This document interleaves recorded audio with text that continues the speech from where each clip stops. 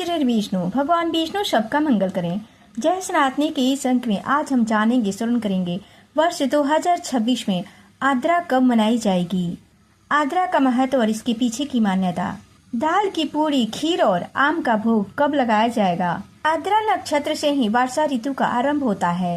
इस समय इंद्र देव को प्रसन्न करने के लिए पूजा पाठ की जाती है। धार्मिक मान्यता है कि आद्रा नक्षत्र में भगवान इंद्र की पूजा की जाती है, जिससे वह प्रसन्न होकर बारिश के अमृत को सूखे खेतों पर बरसाएं और धरती की उर्वरता और हरियाली बढ़े। इसके अलावा आद्रा नक्षत्र को किसानों का सहयोग भी माना जाता है। धार्मिक मान्यता के अनुसार इस दिन भगवान इंद्र को खीर, दाल की पूरी, कटहल की सब्जी, आम और मिठाई आदि का भोग लगाया जाता है। साथ ही इस दिन महिलाएं अपने पति पुत्र, घर में धन संपत्ति की बढ़ोतरी की कामना भी करती हैं। 2026 में जून के महीने में आद्रा नक्षत्र 15 जून की शाम 7:08 से शुरू होकर 16 जून को शाम 4:12 तक रहेगा।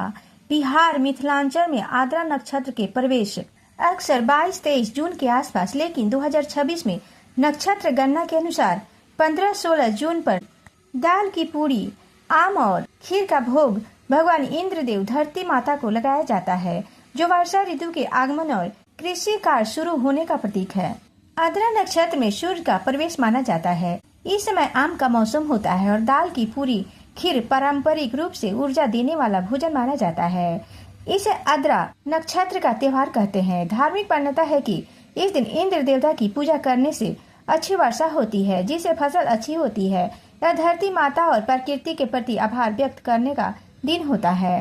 पौराणिक कथाओं के अनुसार आद्रा के समय जब पहली बारिश की बूंदें मिट्टी पर पड़ती है तो धरती की प्यास बुझती है। इसी खुशी में किसान और परिवार दाल की पूरी, जिसे स्थानीय भाषा में दाल पूरी कहते हैं, और ताजे आम और खीर का भोग लगाया जाता है और इसे मिल बांटकर खाया जाता है। इस नक्षत्र के शुरू होते ही मानसून के आने और खेत के कार्य शुरू होने की उम्मीद बढ़ जाती है। आम के साथ खीर और दाल की पूरी खाना इस मौसम की सबसे मुख्य परंपरा है, जो गर्मी से राहत और आने वाली बारिश का स्वागत करती है। आद्रा नक्षत्र को जीवनदायिनी माना जाता है, क्योंकि इसके साथ ही बारिश शुरू होती है। धार्मिक मान्यता यह है कि इस दिन अच्छी फसल और अच्छी वर्षा की कामना के लिए माँ अन्नपूर्णा और भगवान शिव रुद्र की पूजा की जाती है। परंपरा के अनुसार बिहार और मिथिलांचल में आद्रा नक्षत्र की शुरुआत प्रवेश के दिन यानी 15 जून 2026 सोमवार या सूर्य के नक्षत्र प्रवेश के अगले दिन 16 जून को विशेष पूजा और व्यंजन मनाए जाते हैं। आद्रा नक्षत्र में सूर्य 6 जुलाई तक रहेंगे।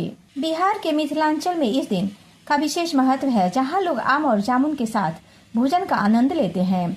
कड़कड़ाती गर्मी के बाद बारिश की नमी आने पर शरीर को ऊर्जा देने के लिए पौष्टिक भोजन के रूप में खीर पूरी खाई जाती है। यह नक्षत्र किसानों के लिए खेती, बीज बोने के शुभ समय का प्रतीक है, इसलिए इस दिन प्रकृति और भगवान इंद्र देव को धन्यवाद देने के लिए यह परंपरा निभाई जाती है। 2026 में 17 मई से 15 जून तक अधिक मास मलमास रहेगा, लेकिन आद्रा नक्षत्र का सूर्य प्रवेश 15 जून की शाम को है। एक धार्मिक मान्यता के अनुसार इस समय धरती माता रजस्वला होती हैं और आद्रा के प्रवेश से वे बीज ग्रहण करने के लिए तैयार होती हैं।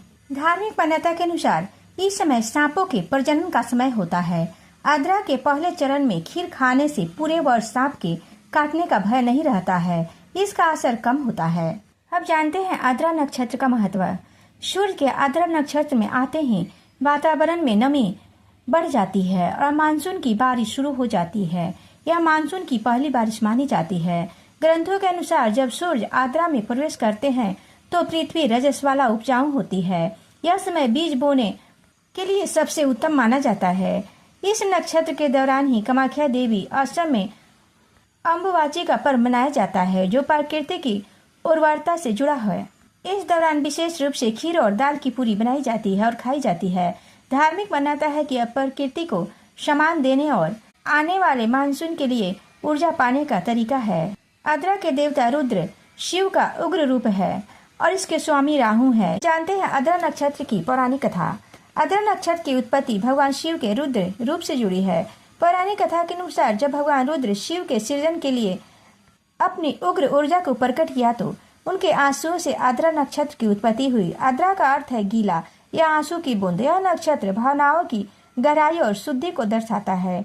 यह कथा बताती है कि रुद्र के आंसू केवल दुख के नहीं बल्कि रुंदन के आंसू हैं, जो नकारात्मकता को धोकर विनाश के बाद एक नए शुद्ध जीवन की शुरुआत का मार्ग प्रशस्त करते हैं।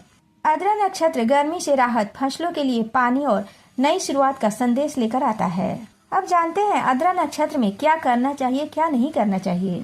भगवान शिव के रुद्र रूप की पूजा और श्री यंत्र साधना और मानसिक शांति के लिए चंदन का उपयोग करना अत्यंत फलदायी माना जाता है। यह नक्षत्र मानसून की शुरुआत का प्रतीक है, जो वर्षा और नमी लाता है। इस दौरान शिव जी का अभिषेक करने से करोड़ों गुना फल मिलता है। आद्रा नक्षत्र के स्वामी शिव रुद्र हैं। इस नक्षत्र में शिव जी का अभिषेक, पूजन और महामृत्युंजय मंत्र का जाप करने से दारिद्रता दूर होती है। लक्ष्मी प्राप्ति के लिए श्री यंत्र की पूजा, पंचामृत से अभिषेक और श्री सुक्तम का पाठ करना चाहिए। मानसिक परेशानी को दूर करने के लिए चंदन की माला पहननी चाहिए और चंदन का तिलक मस्तक पर लगाना चाहिए। बारिश के मौसम में गैस जोड़ों का दर्द को संतुलित करने के लिए गाय का घी, सेंधा नमक और भुनी हींग का सेवन करना फायदेमंद होता है। आर्थिक समस्या को दूर करने के लिए कच्चा नारियल मंदिर में जरूर दान करें। जानते हैं इस समय क्या क्या सावधानियां बरतें। नया घर, यात्रा, विवाह या कोई भी नया व्यवसाय शुरू करने से पहले या नया व्यवसाय शुरू करने के लिए समय अच्छा नहीं माना जाता है। इस नक्षत्र में प्रवेश के बाद 2 दिनों तक किसान मिट्टी की खुदाई या जुताई नहीं करते हैं। कुछ धार्मिक मान्यताओं के अनुसार आद्रा नक्षत्र में आम में सूक्ष्म जीव उत्पन्न होने के कारण इसे खाने से बचना चाहिए। आद्रा नक्षत्र के जल से स्नान करने से कई बीमारियां दूर होती है। चर्म रोग जैसी बीमारियां दूर होती हैं और साथ ही उम्र भी बढ़ती है। जय श्री हरि विष्णु।